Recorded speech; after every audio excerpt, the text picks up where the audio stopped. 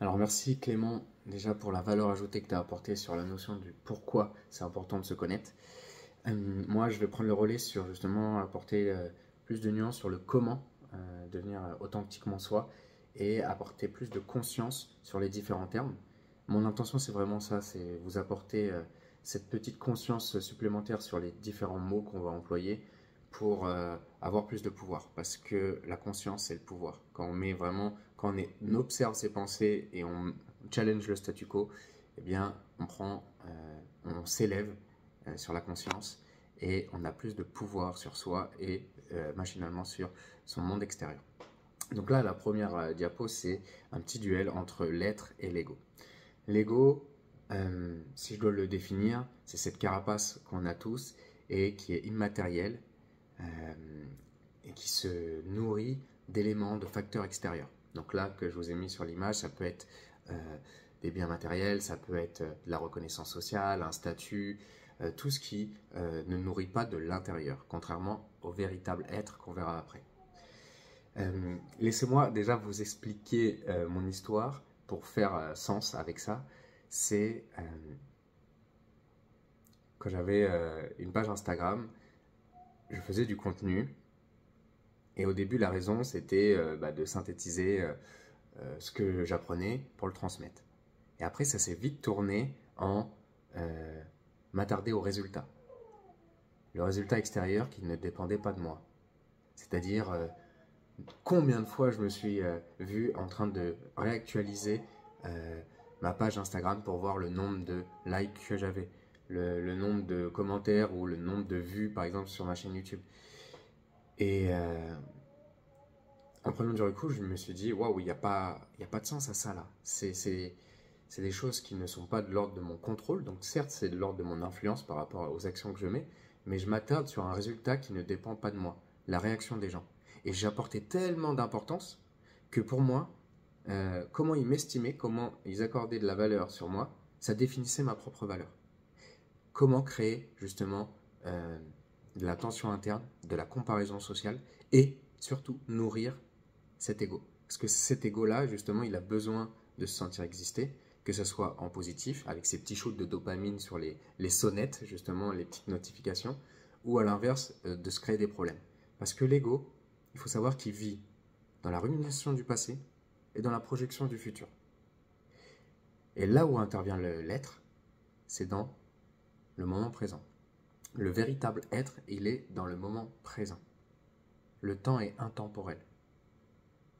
Donc là, je vous ai mis l'expérience de Pavlov avec les chiens, où lorsqu'il avait associé une sonnette à une récompense, au début, le chien salivait lorsqu'il voyait la récompense, la viande.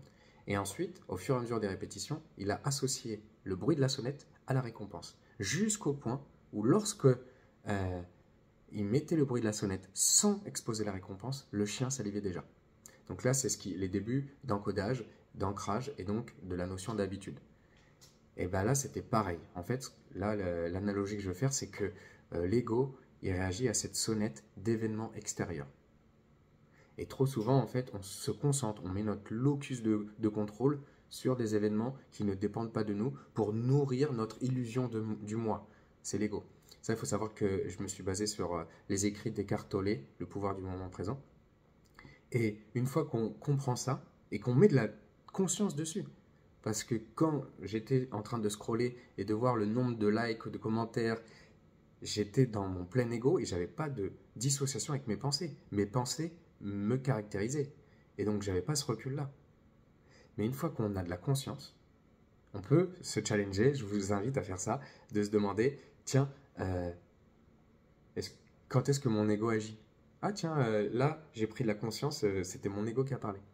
Et là, en fait, cette prise de conscience, c'est le début de la victoire, de prendre du pouvoir sur soi et se recentrer sur son véritable être. L'être, c'est celui qui vit dans l'instant présent, celui qui vit dans la pleine conscience, qui active ses sens pour profiter vraiment de son unicité. Donc là, je vous ai mis écouter le murmure intérieur, la petite voix vraiment profonde qu'on n'a pas l'habitude d'écouter, plutôt que le brouhaha extérieur. Donc la petite sonnette extérieure qui nous drive, mais qui amène justement cette tension interne entre nous.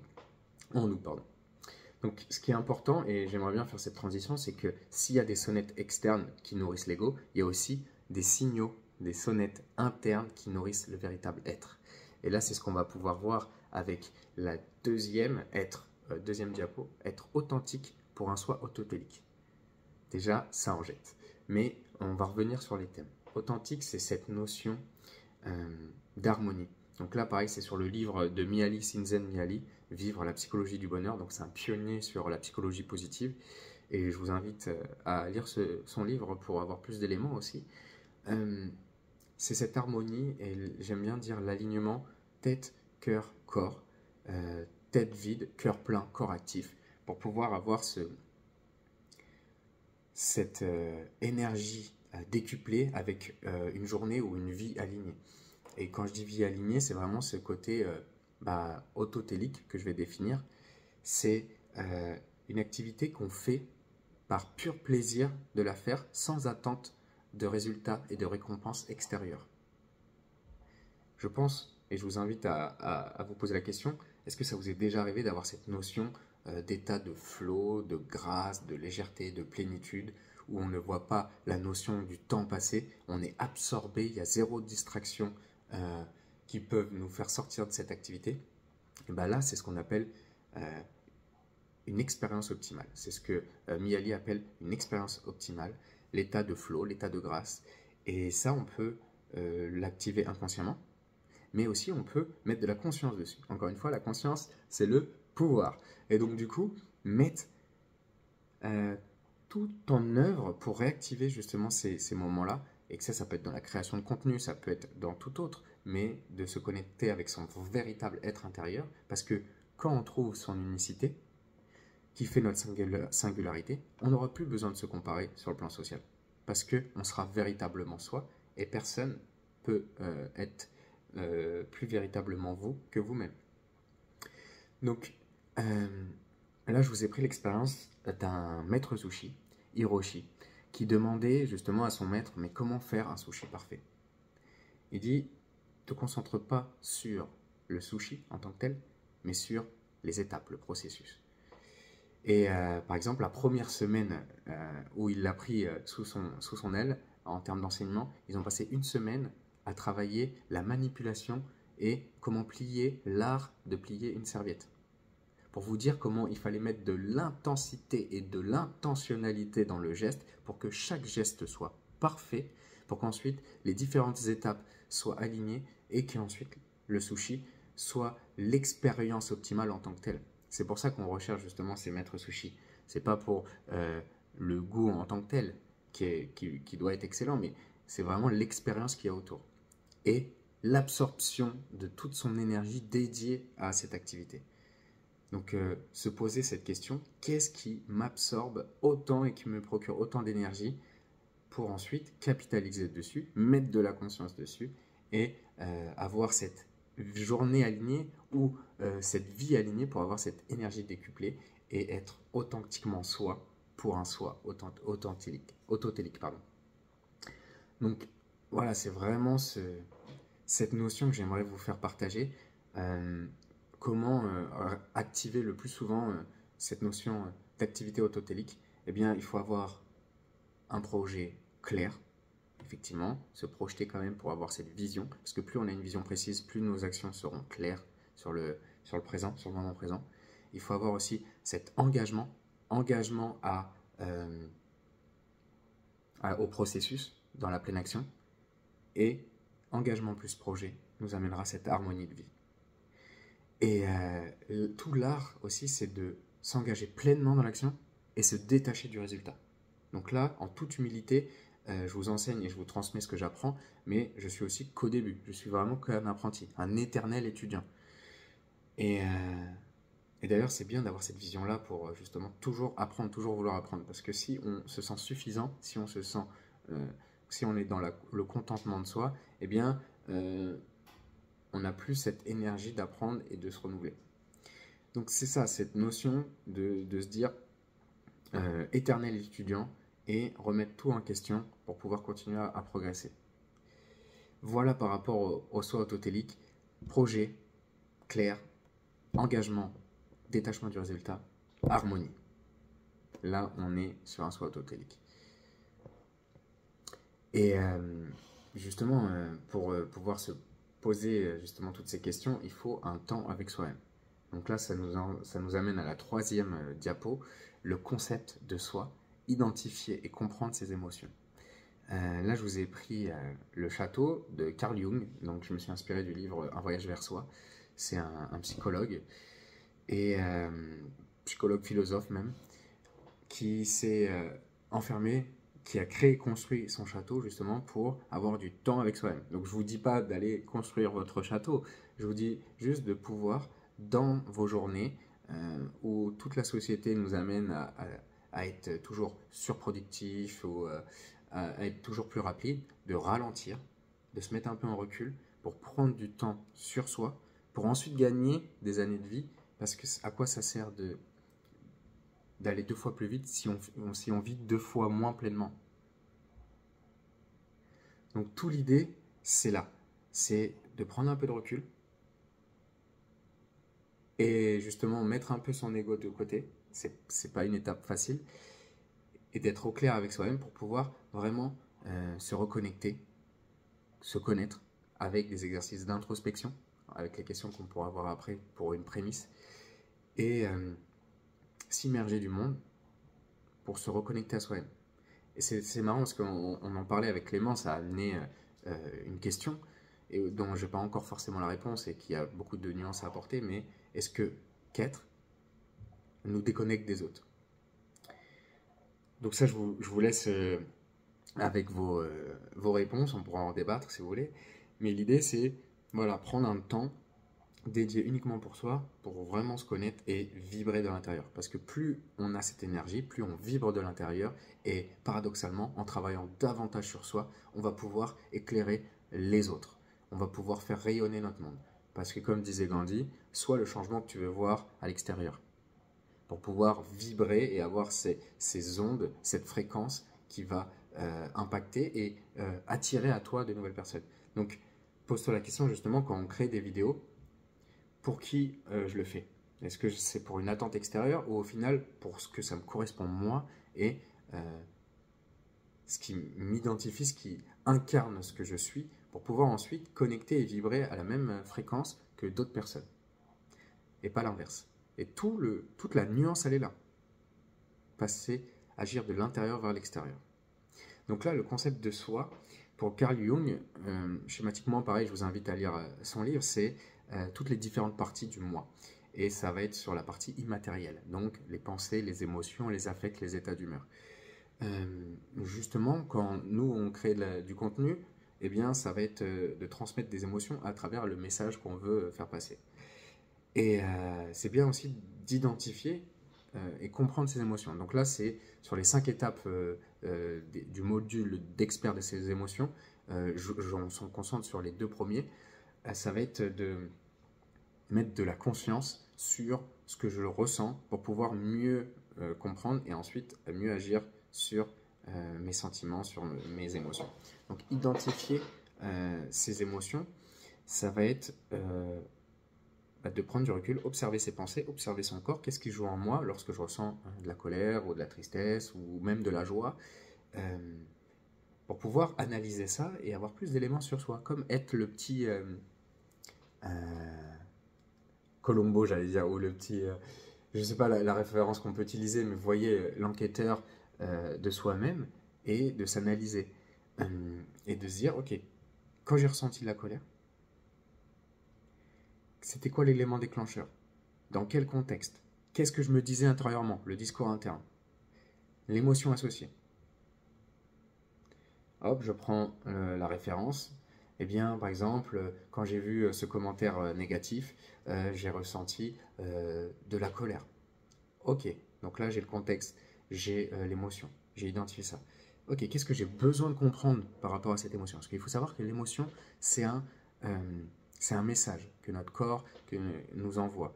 Et que nous, si on met de la conscience dessus, on peut interpréter. Sinon, s'il n'y a pas de conscience et qu'on agit tout le temps en pilote automatique et en inconscience, eh ben on est nos émotions.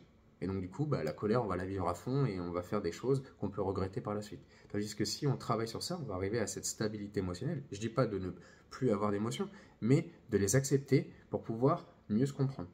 Et ensuite mieux agir par la suite.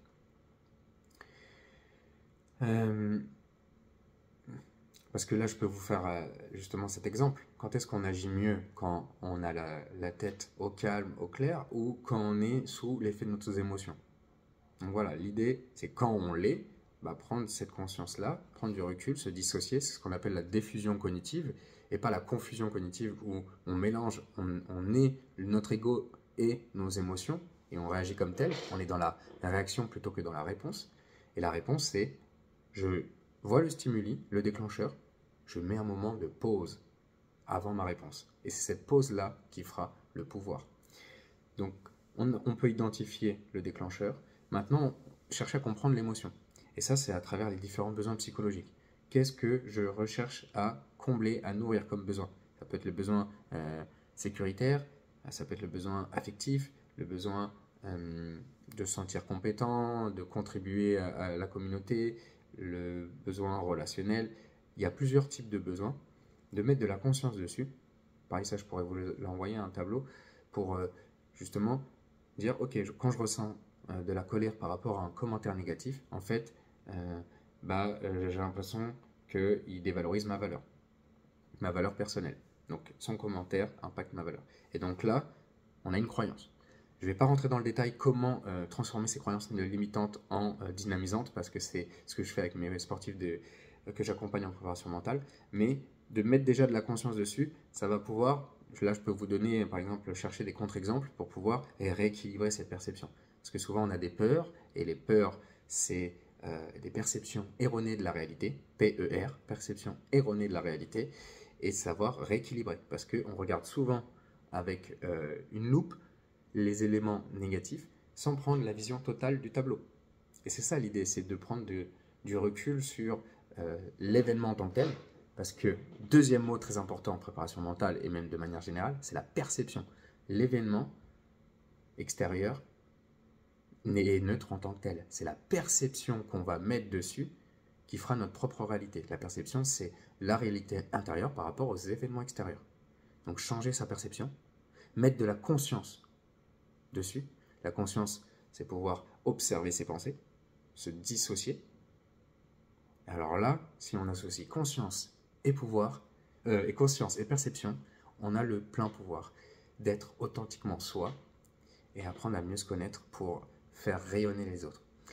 Donc voilà par rapport à l'identification et à la compréhension de ces émotions. Qu'est-ce que je peux rajouter d'autre? On pourra voir ensuite si j'ai fait émerger en vous des questions. Mais voilà, de s'amuser à chaque fois à être l'observateur, l'expérimentateur, l'enquêteur de ses pensées, de ses émotions, pour mettre de la conscience et revenir se rentrer sur soi, sur ce locus interne, qu'est-ce qui est de l'ordre de ton contrôle, de ton plein contrôle.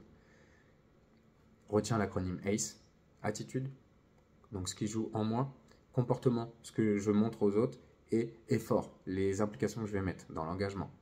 Le reste, avec mes pensées, mes mots et mes actes, le reste ne m'appartient pas totalement. Donc quand je reprends l'exemple de ma page Insta où je mettais des objectifs de résultats, je voulais atteindre tel nombre d'abonnés ou avoir tel like ou avoir tel temps de chiffre d'affaires, ça, ce n'est pas pleinement de mon contrôle. Attention, je ne dis pas que c'est néfaste. Il faut garder ses objectifs avec un minimum d'ego et de résultats. Mais on ne doit pas s'attarder pleinement dessus. On doit vraiment s'attarder sur ce qu'on appelle les objectifs de processus, de comportement. Quelle action tu vas mettre en place qui est 100% de ton contrôle. Et comme ça, peu importe les événements extérieurs, ça dépend uniquement de toi. Et là, tu seras plus aligné, il y aura moins de tension interne et tu seras plus authentiquement toi, même pour performer dans le domaine que tu souhaites. Donc voilà, là j'ai digressé, mais en tout cas j'espère que je vous ai apporté de la valeur ajoutée, ne serait-ce sur ces deux concepts, la conscience et la perception, avec les exemples de Carl Jung sur le concept de soi, être authentiquement soi, pour un soi authentique et être vs l'ego. Donc voilà, s'il faut retenir euh, une phrase, c'est mettre de la conscience et travailler sur sa perception des événements pour être authentiquement soi. Rayonner de l'intérieur pour faire briller de l'extérieur. Être la bougie qui en allume des milliers. Allez, je m'arrête là. En tout cas, j'ai adoré vous apporter le peu de savoir actuel que j'ai. Et encore une fois, tout n'est pas figé, tout n'est pas stable. Tout ce que j'apprends au quotidien, j'essaie de le synthétiser pour continuer à m'améliorer. Et il n'y a pas de ligne d'arrivée. C'est tout un processus. Et apprécier le résultat, bien sûr, mais savourer le processus. Et voilà, on peut passer maintenant aux questions vitales. Donc ça, c'est issu du livre L'art d'être heureux avec Spinoza. Donc j'ai reformulé les questions avec Clément, mais on peut appeler ça, j'appelle ça les questions énergisantes que je me pose tous les matins et tous les soirs pour pouvoir voir quelle valeur j'ai apporté aux autres et une meilleure compréhension de moi-même. Et bah let's go! Crisis vous remercie, jamais parfait, toujours meilleur.